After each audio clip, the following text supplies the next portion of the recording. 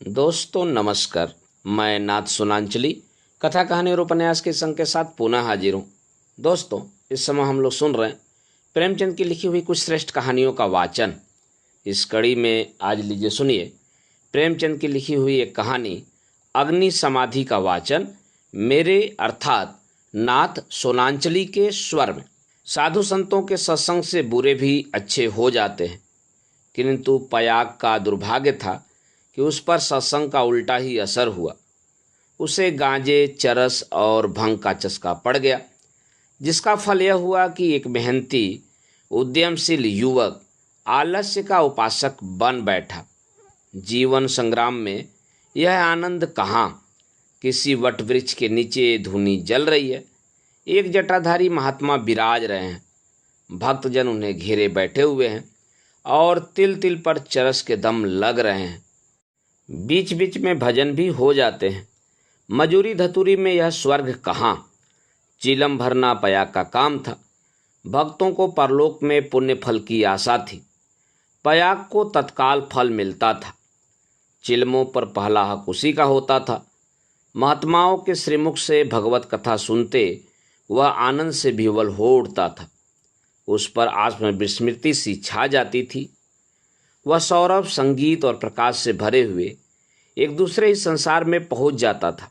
इसलिए जब उसकी स्त्री रुक्मिन रात के 10-11 बज जाने पर उसे बुलाने आती तो पयाग को प्रत्यक्ष का क्रूर अनुभव होता। संसार उसे कांटों से भरा हुआ जंगल सा दिखता। विशेषतः जब घर आने पर उसे मालूम होता कि अभी चूल्हा नहीं जला और चने चबेने की कुछ फिक्र करनी है। वह जाति का भौर था। गांव की चौकीदारी उसकी मिराज थी। 2 रुपये और कुछ आने वेतन मिलता था। वर्दी और साफा मुक्त काम था। सप्ताह में 1 दिन थाने जाना, वहां अफसरों के द्वार पर झाड़ू लगाना, अस्तबल साफ करना, लकड़ी चीरना। पयाग रक्त के घूंट पी पी कर ये काम करता, क्योंकि अवज्ञा शारीरिक और आर्थिक दोनों ही दृष्टि से महंगी पड़ती थी। आंसू यूं पूछते थे कि चौकीदारी में यदि कोई काम था तो इतना ही, और महीने में 4 दिन के लिए 2 रुपये और कुछ आने कम न थे। फिर गांव में भी अगर बड़े आदमियों पर नहीं तो नीचों पर रोब था। वेतन पेंशन थी, और जब से महात्माओं का संपर्क हुआ वह पयाग के जेब खर्च की मद में आ गई। अतएव जीविका का प्रश्न दिनों दिन चिंतोत्पादक रूप धारण करने लगा। इन सत्संगों के पहले यह दंपत्ति गांव में मजूरी करता था। रुक्मिन लकड़ियां तोड़कर बाजार ले जाती। पयाग कभी आरा चलाता, कभी हल जोतता, कभी पूर हाँकता। जो काम सामने आ जाए उसमें जुट जाता था। हंसमुख, श्रमशील, विनोदी, निर्द्वंद आदमी था, और ऐसा आदमी कभी भूखों नहीं मरता। उस पर नम्र इतना कि किसी काम के लिए नहीं नहीं करता। किसी ने कुछ कहा और वह अच्छा भैया कह के दौड़ पड़ा, इसलिए उसका गांव में मान था। इसी की बदौलत निरुद्दम होने पर भी 2-3 साल उसे अधिक कष्ट न हुआ। दोनों जून की बात ही क्या, जब महतों को यह सिद्धि प्राप्त न थी, जिनके द्वार पर बैलों की 2-3 जोड़ियां बत्ती थी, तो पयाग किस गिनती में था। हाँ, 1 जून की दाल रोटी में संदेह न था, परंतु अब यह समस्या दिन पर दिन विषमतर होती जाती थी। उस पर विपत्ति यह थी कि रुक्मिन भी अब किसी कारण से उतनी पतिपरायण, उतनी सेवाशील, उतनी तत्पर न थी। वहीं उसकी प्रगल्भता और वाचालता में आश्चर्यजनक विकास होता जाता था। अतएव पयाग को किसी ऐसे सिद्धि की आवश्यकता थी जो उसे जीविका की चिंता से मुक्त कर दे और वह निश्चिंत होकर भगवत भजन और साधु सेवा में प्रवृत्त हो जाए। एक दिन रुक्मिन बाजार में लकड़ियां बेचकर लौटी तो पयाग ने कहा, ला कुछ पैसे मुझे दे दे, दम लगाओ। रुक्मिन ने मुंह फेर कर कहा, दम लगाने की ऐसी चाट है तो काम क्यों नहीं करते? क्या आजकल कोई बाबा नहीं है? जाकर चिलम भरो। पयाग ने त्योरी चढ़ाकर कहा, भला चाहती है तो पैसे दे दे, नहीं तो इस तरह तंग करेगी तो एक दिन कहीं चला जाऊंगा, तब रोएगी। रुक्मिन अंगूठा दिखाकर बोली, रोए मेरी बला, तुम रहते ही हो तो कौन सोने का कौर खिला देते हो। अब भी छाती फाड़ती हूँ, तब भी छाती फाड़ूंगी। तो अब यही फैसला है? हाँ हाँ, कह तो दिया, मेरे पास पैसे नहीं है। गहने बनवाने के लिए पैसे हैं और मैं 4 पैसे मांगता हूँ तो यूं जवाब देती है। रुक्मिन तिनक कर बोली, गहने बनवाती हूँ तो तुम्हारी छाती क्यों फटती है? तुमने तो पीतल का छल्ला भी नहीं बनवाया, या इतना भी नहीं देखा जाता। पयाग उस दिन घर न आया। रात के 9 बज गए। तब रुक्मिन ने किवाड़ बंद कर लिए। समझी गांव में कहीं छिपा बैठा होगा, समझता होगा मुझे मनाने आएगी, मेरी बला जाती है। जब दूसरे दिन भी पयाग न आया तो रुक्मिन को चिंता हुई। गांव भर छान आई, चिड़िया किसी अड्डे पर न मिली। उस दिन उसने रसोई नहीं बनाई। रात को लेटी तो बहुत देर तक आंखें न लगी। शंका हो रही थी, पयाग सचमुच तो विरक्त नहीं हो गया। उसने सोचा, प्रातःकाल पत्ता पत्ता छान डालूंगी, किसी साधु संत के साथ होगा, जाकर थाने में रपट कर दूंगी। बहुत तड़के ही रुक्मिन थाने में चलने को तैयार हो गई। किवाड़ बंद करके निकली ही थी कि पयाग आता हुआ दिखाई दिया, पर वह अकेला न था। उसके पीछे पीछे एक स्त्री भी थी। उसकी छींट की साड़ी, रंगी हुई चादर, लंबा घूंघट और शर्मीली चाल देखकर रुक्मिन का कलेजा धक से हो गया। वह एक क्षण हतबुद्धि सी खड़ी रही, तब बढ़कर नई सौत को दोनों हाथों के बीच में ले लिया और उसे इस भांति धीरे धीरे घर के अंदर ले चली जैसे कोई रोगी जीवन से निराश होकर विष पान कर रहा हो। जब पड़ोसियों की भीड़ छट गई तो रुक्मिन ने पयाग से पूछा, इसे कहाँ से ले आए? पयाग ने हंसकर कहा, घर से भागी जाती थी, मुझे रास्ते में मिल गई। घर का काम धंधा करेगी, पड़ी रहेगी। मालूम होता है मुझसे तुम्हारा जी भर गया। पयाग ने तिरछी चितवनों से देखकर कहा, दूध पगली, इसे तेरी सेवा टहल करने को लाया हूं। नई के आगे पुरानी को कौन पूछता है? चल, मन जिससे मिले वही नई है, मन जिससे न मिले वही पुरानी है। ला, कुछ पैसे हों तो दे दे। 3 दिन से दम नहीं लगाया, पैर सीधे नहीं पड़ते। हाँ देख, 2-4 दिन इस बेचारी को खिला पिला दे, फिर आप ही आप काम करने लगेगी। रुक्मिन ने पूरा रुपया लाकर पयाग के हाथ पर रख दिया। दूसरी बार कहने की जरूरत ही न पड़ी। पयाग में चाहे और कुछ गुण हो या न हो, यह मानना पड़ेगा कि वह शासन के मूल सिद्धांतों से परिचित था। उसने भेद नीति को अपना लक्ष्य बना लिया। 1 मास तक किसी प्रकार की विघ्न बाधा न पड़ी। रुक्मिन अपनी सारी चौकड़ियां भूल गई थी। बड़े तड़के उठती, कभी लकड़ियां तोड़कर, कभी चारा काटकर, कभी उपले पाथ कर बाजार ले जाती। वहां जो कुछ मिलता उसका आधा तो पयाग के हत्थे चढ़ा देती, आधे में घर का काम चलता। वह सौत को कोई काम करने न देती। पड़ोसियों से कहती, बहन सौत है तो क्या है, तो अभी कल की बहुरिया, 2-4 महीने भी आराम से न रहेगी तो क्या याद करेगी, मैं तो काम करने को हूं ही। गांव भर में रुक्मिन के शील स्वभाव का बखान होता था, पर सत्संगी घाग पयाग सब कुछ समझता था और अपनी नीति की सफलता पर प्रसन्न होता था। एक दिन बहू ने कहा, दीदी अब तो घर में बैठे बैठे जी उबता है, मुझे भी कोई काम दिला दो। रुक्मिन ने स्नेह सिंचित स्वर में कहा, क्या मेरे मुख में काली पुतवाने पर लगी हुई हो? भीतर का काम किए जा, बाहर के लिए मैं हूं ही। बहू का नाम था कौशल्या, जो बिगड़कर सिलिया हो गया था। इस वक्त सिलिया ने कुछ जवाब न दिया, लेकिन वह लौंडियों की दशा अब उसके लिए असर हो गई थी। वह दिन भर घर का काम करते करते मरे, कोई नहीं पूछता। रुक्मिन बाहर से 4 पैसे लाती है तो घर की मालकिन बनी हुई है। अब सिलिया भी मजूरी करेगी और मालकिन का घमंड तोड़ देगी।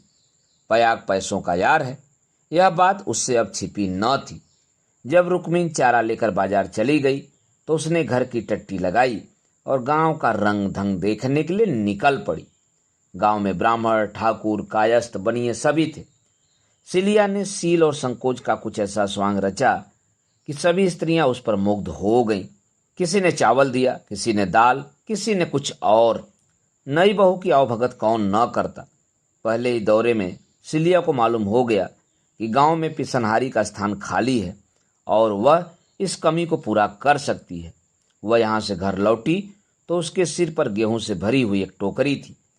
पयाग ने पहर रात से ही चक्की की आवाज़ सुनी तो रुक्मिन से बोला, आज तो सिलिया अभी से पिसने लगी। रुक्मिन बाजार से आटा लाई थी। अनाज और आटे के भाव में विशेष अंतर न था। उसे आश्चर्य हुआ कि सिलिया इतने सवेरे क्या पीस रही है। उठकर कोठरी में आई तो देखा कि सिलिया अंधेरे में बैठी कुछ पीस रही है। उसने जाकर उसका हाथ पकड़ लिया और टोकरी को उठाकर बोली, तुझसे किसने पीसने को कहा है? किसका अनाज पीस रही है? सिलिया ने निशंक होकर कहा, तुम जाकर आराम से सोती क्यों नहीं? मैं पीसती हूँ तो तुम्हारा क्या बिगड़ता है? चक्की की घुमुर झुमुर भी नहीं सही जाती? लाओ टोकरी दे दो, बैठे बैठे कब तक खाओगी? 2 महीने तो हो गए, मैंने तो तुझसे कुछ नहीं कहा। तुम कहो चाहे न कहो, अपना धर्म भी तो कुछ है। तू अभी यहाँ के आदमियों को नहीं जानती। आटा तो पिसाते सबको अच्छा लगता है, पैसे देते रोते हैं। किसका गेहूं है? मैं सवेरे उसके सिर पर पटक आऊंगी। सिलिया ने रुक्मिन के हाथ से टोकरी छीन ली और बोली, पैसे क्यों न देंगे? कुछ बेकार करती हूँ? तू न मानेगी, तुम्हारी लौंडी बनकर न रहूंगी। यह तकरार सुनकर पयाग भी आ पहुंचा और रुक्मिन से बोला, काम करती है तो करने क्यों नहीं देती? अब क्या जन्म भर बहुरिया ही बनी रहेगी? हो गए 2 महीने। तुम क्या जानो, नाक तो मेरी कटेगी। सिलिया बोल उठी, तो क्या कोई बैठे खिलाता है? चौका बर्तन झाड़ू बहारू रोटी पानी पीसना कुटना यह कौन करता है? पानी खींचते खींचते मेरे हाथों में गट्ठे पड़ गए, मुझसे अब सारा काम न होगा। पयाग ने कहा, तो तू ही बाजार जाया कर, घर का काम रहने दे, रुक्मिन कर लेगी। रुक्मिन ने आपत्ति की, ऐसी बात मुंह से निकालते लाज नहीं आती? 3 दिन की बहुरिया बाजार में घूमेगी तो संसार क्या कहेगा? सिलिया ने आग्रह करके कहा, संसार क्या कहेगा? क्या कोई ऐब करने जाती हूँ? सिलिया की डिग्री हो गई। आधिपत्य रुक्मिन के हाथ से निकल गया। सिलिया की अलमदारी हो गई। जवान औरत थी, गेहूं पीसकर उठी तो औरों के साथ घास छिलने चली गई और इतनी घास छिली कि सब दंग रह गईं। गट्ठा उठाए न उड़ता था। जिन पुरुषों को घास छिलने का बड़ा अभ्यास था, उनसे भी उसने बाजी मार ली। यह गट्ठा 12 आने का बिका। सिलिया ने आटा चावल दाल तेल नमक तरकारी मसाला सब कुछ लिया और 4 आने बचा भी लिए। रुक्मिन ने समझ रखा था कि सिलिया बाजार से 2-4 आने पैसे लेकर लौटेगी तो उसे डांटूंगी और दूसरे दिन से फिर बाजार जाने लगूंगी, फिर मेरा राज्य हो जाएगा। पर यह सामान देखे तो आंखें खोल गई। पयाग खाने बैठा तो मसालेदार तरकारी का बखान करने लगा। महीनों से ऐसी स्वादिष्ट वस्तु मयस्सर न हुई थी। बहुत प्रसन्न हुआ। भोजन करके वह बाहर जाने लगा तो सिलिया बरोठे में खड़ी मिल गई। बोली, आज कितने पैसे मिले? 12 आने मिले थे। सब खर्च कर डाले? कुछ बचे हों तो मुझे दे दो। सिलिया ने बचे हुए 4 आने पैसे दे दिए। पयाग पैसे खनखनाता हुआ बोला, तूने तो आज माला माल कर दिया। रुक्मिन तो 2-4 पैसे में ही टाल देती थी। मुझे गाड़ कर रखना थोड़े ही है। पैसा खाने पीने के लिए है, गाड़ने के लिए थोड़े। अब तू बाजार जाया कर, रुक्मिन घर का काम करेगी। रुक्मिन और सिलिया में संग्राम छिड़ गया। सिलिया पयाग पर अपना आधिपत्य जमाए रखने के लिए जान तोड़कर परिश्रम करती। पहर रात ही से उसकी चक्की की आवाज़ कानों में आने लगती। दिन निकलते ही घास लाने चली जाती और जरा देर सुस्ता कर बाजार की राह लेती। वहां से लौटकर भी वह बेकार न बैठती। कभी सन काटती, कभी लकड़ियां तोड़ती। रुक्मिन उसके प्रबंध में बराबर ऐब निकालती और जब अवसर मिलता तो गोबर बटोर कर उपले पाथती और गांव में बेचती। पयाग के दोनों हाथों में लड्डू थे। स्त्रियां उसे अधिक से अधिक पैसे देने और स्नेह का अधिकांश देकर अपने अधिकार में लाने का प्रयत्न करती रहती। पर सिलिया ने कुछ ऐसी दृढ़ता से आसन जमा लिया था कि किसी तरह हिलाए न हिलती थी। यहाँ तक कि एक दिन दोनों प्रतियोगियों में खुल्लम खुल्ला ठन गई। एक दिन सिलिया घास लेकर लौटी तो पसीने से तर थी। फागुन का महीना था, धूप तेज थी। उसने सोचा, नहाकर तब बाजार जाऊंगी। घास द्वार पर ही रखकर तालाब में नहाने चली गई। रुक्मिन ने थोड़ी सी घास निकालकर पड़ोसिन के घर में छिपा दी और गट्ठे को ढीला करके बराबर कर दिया। सिलिया नहाकर लौटी तो घास कम मालूम हुई। रुक्मिन ने पूछा। उसने कहा, मैं नहीं जानती। सिलिया ने गाली देनी शुरू की। जिसने मेरी घास छुई हो उसकी देह में कीड़े पड़े, उसके बाप और भाई मर जाए, उसकी आंखें फूट जाएं। रुक्मिन कुछ देर तक तो जब्त किए बैठी रही। आखिर खून में उबाल आ ही गया। झल्ला कर उठी और सिलिया को 2-3 तमाचे लगा दिए। सिलिया छाती पीट पीट कर रोने लगी। सारा मोहल्ला जमा हो गया। सिलिया की सुबुद्धि और कार्यशीलता सभी की आंखों में खटकती थी। वह सबसे अधिक घास क्यों छिलती है? सबसे ज्यादा लकड़ियां क्यों लाती है? इतने सवेरे क्यों उठती है, इतने पैसे क्यों लाती है। इन कारणों ने उसे पड़ोसियों की सहानुभूति से वंचित कर दिया था। सब उसी को बुरा भला कहने लगी। मुट्ठी भर घास के लिए इतना उधम मचा डाला। इतनी घास तो आदमी झाड़ कर फेंक देता है, घास न हुई सोना हुआ। तुझे तो सोचना चाहिए था कि अगर किसी ने ले ही लिया तो है तो वह गांव भर का ही, बाहर का कोई चोर तो आया नहीं। तूने इतनी गालियां दी तो किसको दी, पड़ोसियों को ही तो। संयोग से उस दिन पयाग थाने गया हुआ था। शाम को थका मादा लौटा तो सिलिया से बोला, ला कुछ पैसे दे दे तो दम लगाओ, थक कर चूर हो गया हूं। सिलिया उसे देखते ही हाय हाय करके रोने लगी। पयाग ने घबरा कर पूछा, क्या हुआ, क्यों रोती है, कहीं गमी तो नहीं हो गई, नहर से कोई आदमी तो नहीं आया। अब इस घर में मेरा रहना न होगा, अपने घर जाऊंगी। अरे कुछ मुंह से तो बोल, क्या हुआ, गांव में किसी ने गाली दी है क्या, किसने गाली दी है, घर फूंक दूं, उसका चालान करवा दो। सिलिया ने रो रो कर सारी कथा कह सुनाई। पयाग पर आज थाने में खूब मार पड़ी थी, झल्लाया हुआ था। वह कथा सुनी तो देह में आग लग गई। रुक्मिन पानी भरने गई थी। वह अभी घड़ा भी न रखने पाई थी कि पयाग उस पर टूट पड़ा और मारते मारते बेदम कर दिया। वह मार का जवाब गालियों से देती थी और पयाग हर एक गाली पर और झल्ला झल्ला कर मारता था, यहाँ तक कि रुक्मिन के घुटने फूट गए, चूड़ियाँ टूट गई। सिलिया बीच बीच में कहती जाती थी, वाह रे तेरा दीदा, वाह रे तेरी जबान, ऐसी तो औरत ही नहीं देखी। औरत काहे को, डाइन है, जरा भी मुंह में लगाम नहीं। किंतु रुक्मिन उसकी बातों को मानो सुनती ही न थी।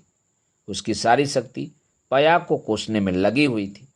पयाग मारते मारते थक गया, पर रुक्मिन की जबान न थकी, बस यही रट लगी हुई थी, तू मर जा, तेरी मिट्टी निकले, तुझे भवानी खाएं, तुझे मिर्गी आए। पयाग रह रह कर क्रोध से तिलमिला उठता और आकर दो चार लाते जमा देता, पर रुक्मिन को अब शायद चोट भी न लगती थी। वह जगह से हिलती न थी।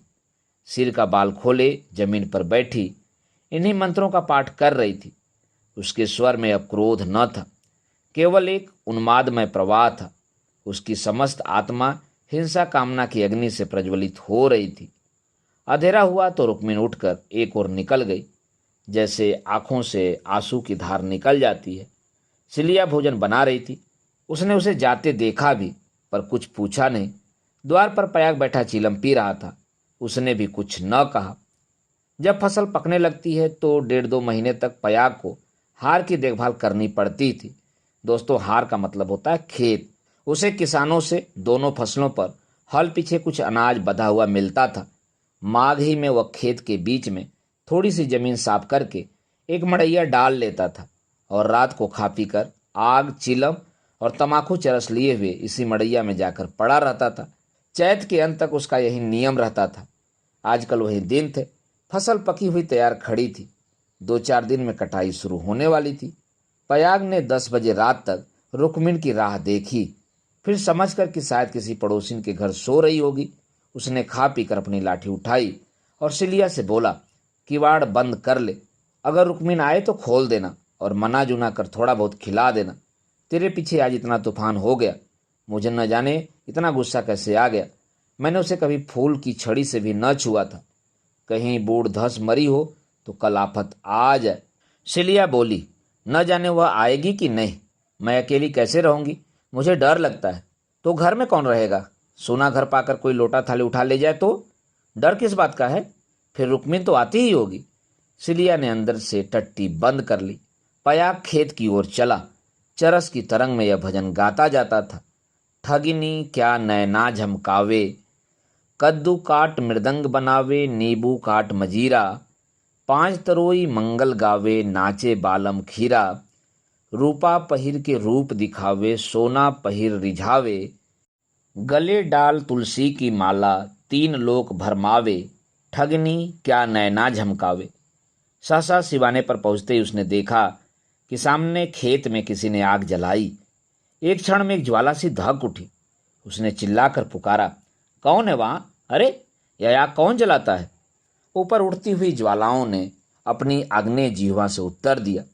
अब पयाग को मालूम हुआ कि उसकी मड़ैया में आग लगी हुई है। उसकी छाती धड़कने लगी। इस मड़ैया में आग लगाना रुई के ढेर में आग लगाना था। हवा चल रही थी।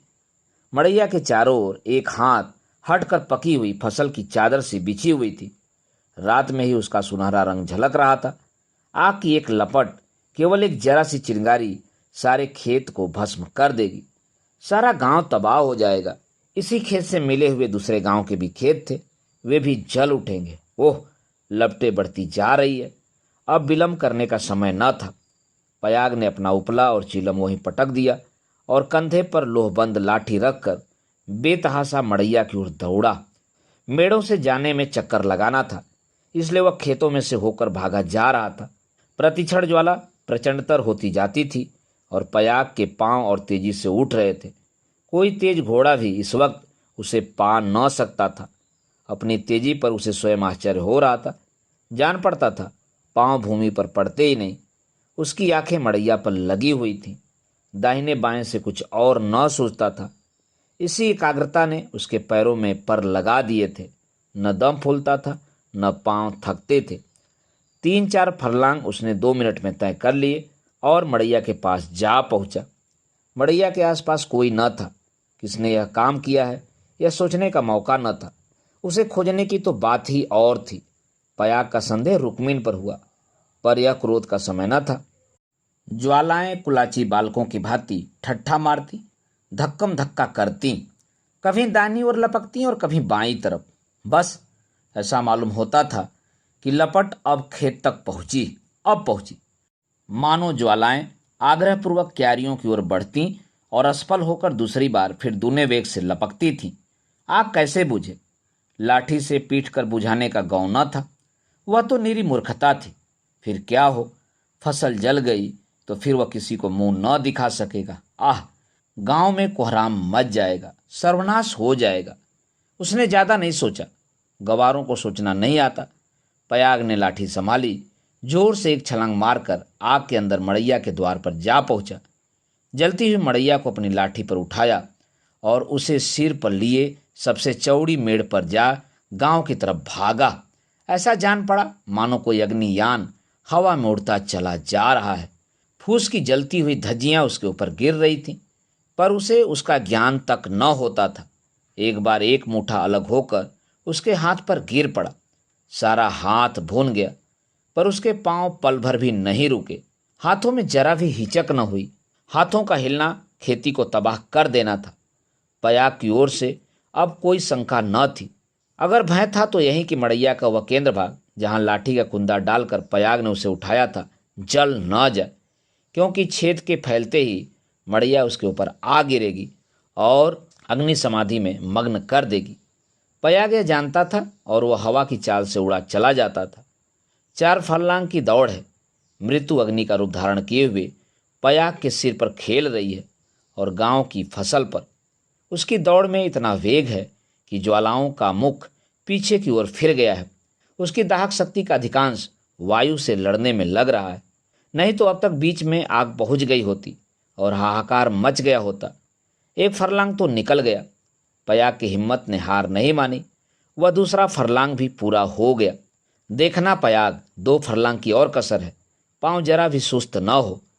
ज्वाला लाठी के कुंदे पर पहुंची और तुम्हारे जीवन का अंत है। मरने के बाद भी तुम्हें गालियां मिलेंगी। तुम अनंत काल तक आहों की आग में जलते रहोगे। बस 1 मिनट और। अब केवल 2 खेत और रह गए हैं। सर्वनाश!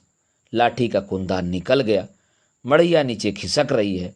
अब कोई आशा नहीं। पयाग प्राण छोड़कर दौड़ रहा है। वह किनारे का खेत आ पहुंचा।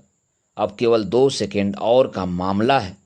विजय का द्वार सामने 20 हाथ पर खड़ा स्वागत कर रहा है। उधर स्वर्ग है, इधर नरक। मगर वह मड़ैया खिसकती हुई पयाग के सिर पर आ पहुंची। वह अब भी उसे फेंक कर अपनी जान बचा सकता है, पर उसे प्राणों का मोह नहीं। वह उस जलती हुई आग को सिर पर लिए भागा जा रहा है। वहां उसके पांव लड़खड़ाए। अब यह क्रूर अग्नि लीला नहीं देखी जाती। एकाएक एक स्त्री सामने के वृक्ष के नीचे से दौड़ती हुई पयाग के पास पहुंची। यह रुक्मिन थी। उसने तुरंत पयाग के सामने आकर गर्दन झुकाई और जलती हुई मड़ैया के नीचे पहुंचकर उसे दोनों हाथों पर ले लिया। उसी दम पयाग मूर्छित होकर गिर पड़ा। उसका सारा मुंह झुलस गया था। रुक्मिन उसके अलाव को लिए 1 सेकंड में खेत के डांडे पर आ पहुंची, मगर इतनी दूर में उसके हाथ जल गए, मुंह जल गया और कपड़ों में आग लग गई। उसे अब इसकी सुधि भी न थी कि मड़ैया के बाहर निकल आए और मड़ैया को लिए हुए गिर पड़ी। इसके बाद कुछ देर तक मड़ैया हिलती रही। रुक्मिन हाथ पांव सेकती रही, फिर अग्नि ने उसे निगल लिया। रुक्मिन ने अग्नि समाधि ले ली। कुछ देर के बाद पयाग को होश आया। सारी देह जल रही थी। उसने देखा वृक्ष के नीचे फूस की लाल आग चमक उठी है। उठकर दौड़ा और पैर से आग को हटा दिया। नीचे रुक्मिन की अधजली लाश पड़ी हुई थी। उसने बैठकर दोनों हाथों से मुंह ढांप लिया और रोने लगा। प्रातःकाल गांव के लोग पयाग को उठाकर उसके घर ले गए। 1 सप्ताह तक उसका इलाज होता रहा, पर बचा नहीं। कुछ तो आग ने जलाया था, जो कुछ कसर थी वह शोकाग्नि ने पूरी कर दी। दोस्तों, अभी आप सुन रहे थे प्रेमचंद की लिखी हुई कहानी अग्नि समाधि का वाचन मेरे अर्थात नाथ सोनांचली के स्वर में। दोस्तों, और भी किस्से, कहानी और उपन्यास सुनने के लिए आप मेरे साथ कथा कहानी और उपन्यास के साथ जुड़े रहें। धन्यवाद। नमस्कार।